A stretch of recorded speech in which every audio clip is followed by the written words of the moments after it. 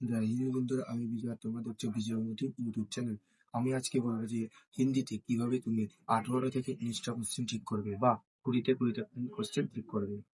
তো ভিডিওটা শুরু করা যাক। প্রথমে আসছি যে মুখস্থ করার জিনিসগুলোতে বা মুখস্থ করার চ্যাপ্টারগুলোতে।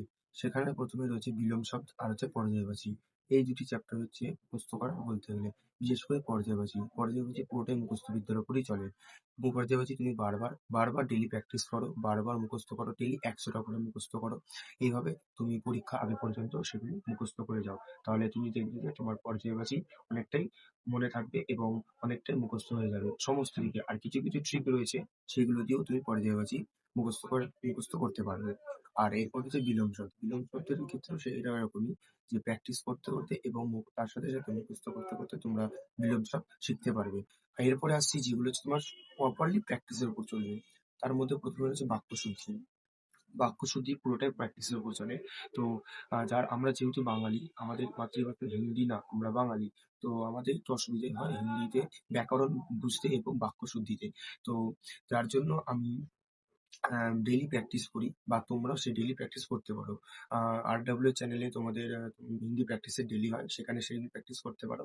আর তাছাড়াও তুমি এমনিও বাড়িতে তোমার বই দেখে, RW বই দেখে সেগুলো তুমি প্র্যাকটিস করতে পারো। উম, আর তাহলে তোমার হিন্দিতে মেন যে পার্ট হচ্ছে ব্যাকরণ, সেটা তোমার ভালো হয়ে যাবে এবং তখনই তোমার নাম্বারও বাড়বে এবং তুমি আস্তে আস্তে সমস্ত হিন্দিটাও শিখতে পারবে। এইভাবেই আরো রয়েছে সংজ্ঞা আর লিঙ্গ, তারপর সর্বনাম, ক্রিয়া, কাল, কারক, বিশেষণ, অব্যয় এবং বাক্য রচনা। এগুলো বলতে গেলে পুরোটাই প্র্যাকটিস এবং কিছু কিছু কনসেপ্টের উপরও আধারিত থাকে।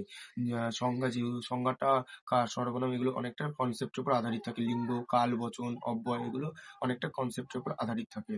তো এগুলো তোমাকে প্রথমে কনসেপ্ট ক্লিয়ার করতে হবে, জানতে হবে যে সর্বনাম কাকে বলে, সংজ্ঞা কি, সংজ্ঞার কটা ভাগ, এগুলো জানতে হবে এবং তার পাশাপাশি তোমাকে প্র্যাকটিস করতে হবে। তাহলে তোমার হিন্দিতে ব্যাকরণের যে দিক থেকে যে জিনিসগুলো রয়েছে, তো সেইগুলো তোমার ঠিক হবে আস্তে আস্তে। এরপর রয়েছে রিক্ত স্থান কি পূর্তি, তারপর বাক্যাংশগুলি এক্সাম, এগুলো তোমার আস্তে আস্তে হয়ে যাবে। এগুলো তুমি বারবার প্র্যাকটিস করবে, বারবার দেখবে, বারবার পড়বে, বারবার প্র্যাকটিসে রিভাইজ করবে, তো তোমার আস্তে আস্তে এগুলো হয়ে যাবে।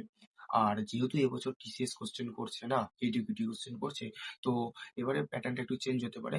এর সঙ্গে সন্ধি, অব্যয় আর হচ্ছে বাচ্য, এই 3-4টে জিনিস যোগ হতে পারে।